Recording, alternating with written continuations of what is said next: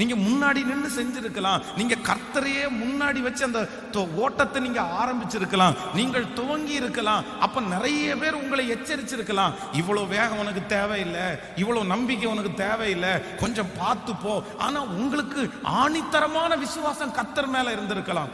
சமீப காலமாய் உங்களுடைய விசுவாசம் உடைக்கப்பட்டு சுற்றி இருக்கிற சூழ்நிலையெல்லாம் பார்த்து பார்த்து நீங்க சோர்ந்து போய் நீங்கள் அமிழ்கிறத பார்த்து முன்னாடி இருக்கிற நிறைய பேர் உங்களை கைகொட்டி சிரிக்கலாம், உங்களை ரொம்ப கிண்டல் பண்ணலாம். நான் தான் அப்பவே அவர்கிட்ட சொன்னேன் இல்ல, நீ போகும்போதே சொன்ன இல்ல, முந்திரி கொட்டை மாதிரி போகாதேன்னு சொன்னேன், அவசரப்பட்டு போனியே, ஆண்டவரை விசுவாசிச்சு போனியே, இப்ப என்ன ஆச்சு அப்படின்னு உங்களை குறித்து தூசிக்கலாம்.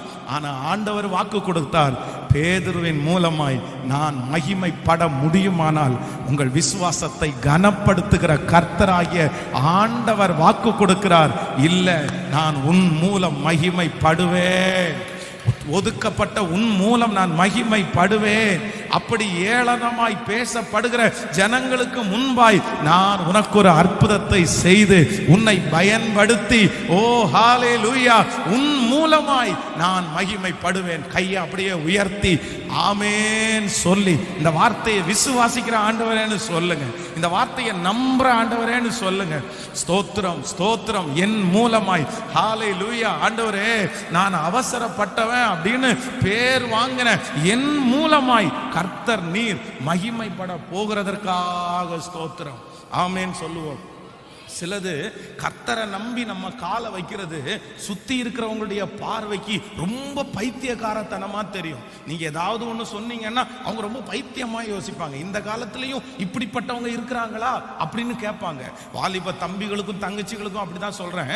நீங்க சிலதை விசுவாசத்தோட அறிக்கை செய்யும் போது உங்களுடைய கூட இருக்கிறவங்க அப்படிதான் சொல்லுவாங்க, என்ன பைத்தியக்காரத்தனமா யோசிக்கிற. இந்த காலத்துல இப்படிப்பட்ட ஒருத்தரையும் நான் பார்த்ததில்லை. நான் சொல்றேன், உலக ஞானம் அல்ல, இது தேவ ஞானம். சிலுவையை பற்றிய உபதேசம் கெட்டு போகிறவர்களுக்கு பைத்தியமா இருக்கும். ஆனா ரட்சிக்கப்படுகிற நமக்கோ அது தேவ பலனா இருக்கும், அது தேவ பலனா இருக்கும். உலகத்திற்கு பார்வைக்கு நீங்க பைத்தியமா தெரியலாம், உங்க நம்பிக்கை பைத்தியமா தெரியலாம், உங்க விசுவாசம் அற்பமாய் தெரியலாம், உங்களை கிண்டல் பண்ற அளவிற்கு ஒருவேளை